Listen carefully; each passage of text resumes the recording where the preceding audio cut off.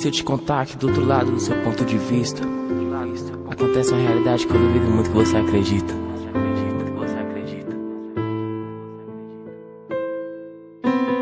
Veja no que me tornei, tudo que minha mãe não quis. Um sujeito sem lei, que deve respeito somente pros próprios poréns, e não dá nada além do que sérios problemas, e vive em o dilema: se fico e morro, mato um leão de novo, ou pego os meus pertences e separo o trigo do joio.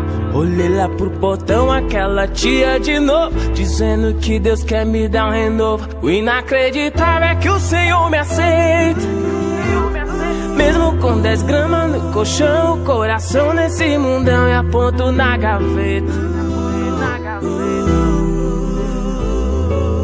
O inacreditável é que o Senhor me aceita, e eu me pergunto onde Ele vai se encaixar no coração que só plantou maldade e tristeza. Oh, avisa que eu sou passado, sou arquivo morto. Ó pai, tô precisando é nascer de novo. Esquecer o passado, eu sei que é osso. Menor avisa, afirma que eu saí do jogo.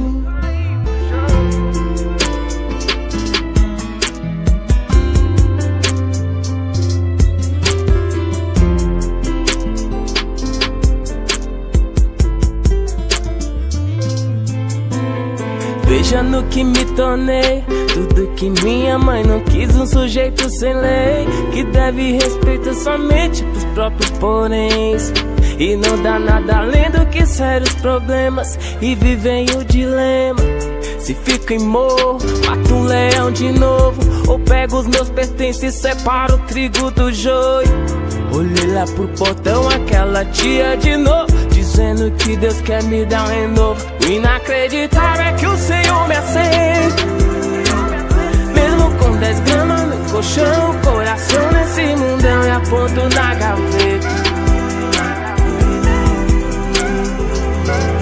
O inacreditável é que o Senhor me aceita, e eu me pergunto onde Ele vai se encaixar no coração que só plantou maldade e tristeza. Avisa que eu sou passado, sou arquivo morto. Ó pai, tô precisando é nascer de novo. Esquecer o passado, eu sei que é osso. Menor avisa, afirma que eu saí do jogo. Diz que eu sou passado, arquivo morto. Ó pai, tô precisando é nascer de novo. Esquecer o passado, eu sei que é osso. Menor avisa, afirma que eu saí do jogo.